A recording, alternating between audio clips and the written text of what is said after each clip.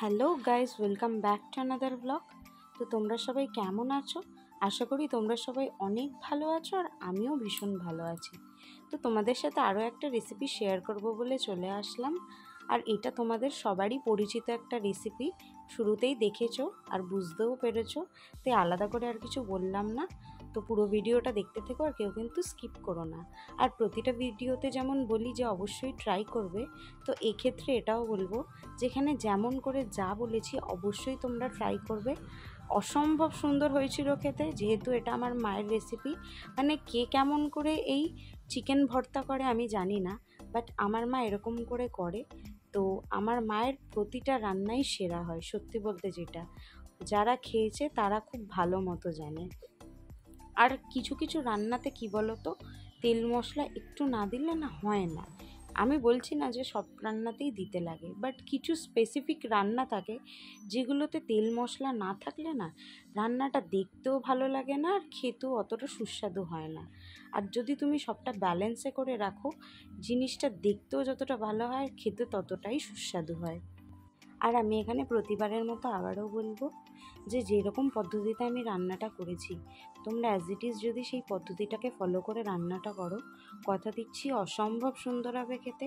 আর সত্যি বলতে এরকম ধাবা স্টাইল চিকেন কারই না ভালো লাগে, চিকেন ভর্তা আর কি, কারই না ভালো লাগে বলো।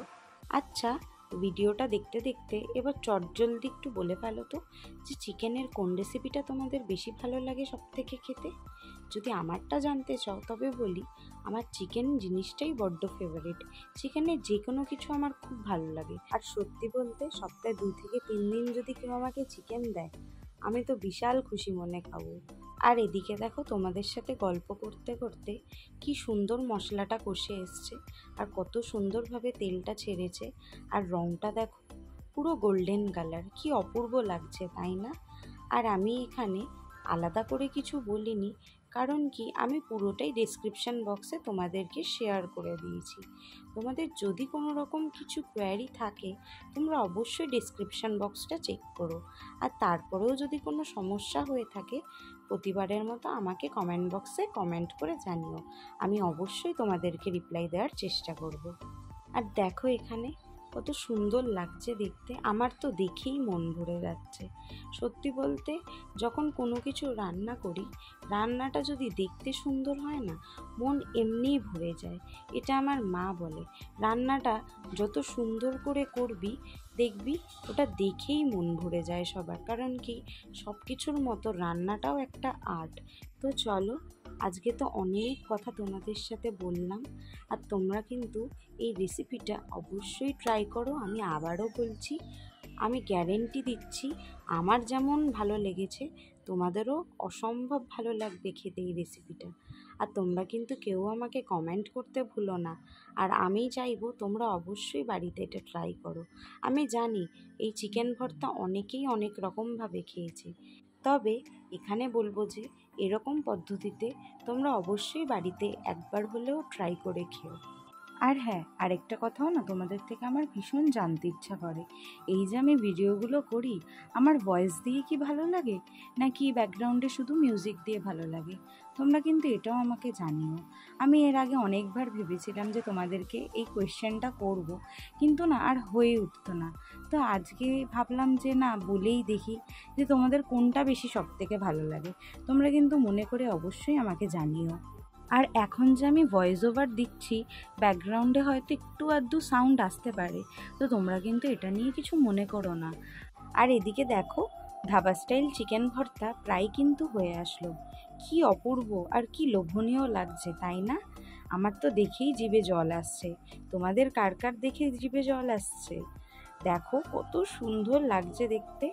আমার মা বলে, রান্না যতটা দেখতে সুন্দর হয় তার স্বাদ কিন্তু তার থেকেও দ্বিগুণ বেশি হয়। আর এখানে ঠিক তাই হয়েছিল। এই রান্নাটা যতটা দেখতে সুন্দর হয়েছিল, এর স্বাদ তত বেশি ভালো হয়েছিল। তো চলো, আমার রান্না তো প্রায় হয়েই এলো। আর হয়তো এখানে আজকের ভিডিওটা একটু বেশি বড় হয়েছে, কারণ আমি এখানে যতটা সম্ভব পেরেছি আস্তে আস্তে ভিডিওটা করার চেষ্টা করেছি, যাতে তোমাদের অসুবিধা না হয় আর তোমাদের সামনে যাতে আমার এই রেসিপিটা সুন্দরভাবে তুলে ধরতে পারি। দেখো, আশা করি তোমাদের অসুবিধা হবে না। আর আমি যেভাবে ভিডিওটা করেছি তোমরা আশা করি পুরোটাই বুঝতে পারবে। তারপরেও যদি কোনো রকম কোনো সমস্যা হয়ে থাকে অবশ্যই তোমরা কমেন্ট করে জানিও। আর এর মধ্যে একটা কথা বলে থাকি, যারা যারা আমার চ্যানেলটা এখনও সাবস্ক্রাইব করোনি প্লিজ করে দিও, লাইক কমেন্ট শেয়ার করতে কিন্তু ভুলো না। আর আমার রেসিপিগুলো অবশ্যই তোমরা ট্রাই করো। আমি হয়তো খুব সাধারণ বা খুব সামান্য রেসিপি তোমাদের সাথে শেয়ার করার সুযোগ পাই, তবে যেটুকুই করি আমার ইচ্ছা যে তোমরা অবশ্যই এটা বাড়িতে একবার হলেও ট্রাই করো। তো চলো, আজকের ভিডিওটা এখানেই শেষ করছি। আর দেখো, এদিকে তোমাদের সাথে গল্প করতে করতে চিকেন ভর্তাটাও প্রায় রেডি হয়ে এলো। আর আরেকটা কথা বলি, এই চিকেন ভর্তা বা হাতে বানানো রুটি, রুমালি রুটি, পরোটা, নান সব কিছুর সাথেই ভীষণ অপূর্ব লাগবে খেতে। তোমরা কিন্তু অবশ্যই এরকম করে ট্রাই করে খেও। তো চলো, টাটা, তোমরা ভালো থেকো, সুস্থ থেকো। তোমাদের সাথে আরও একটা রেসিপি নিয়ে পরের ব্লগে অবশ্যই দেখা হবে।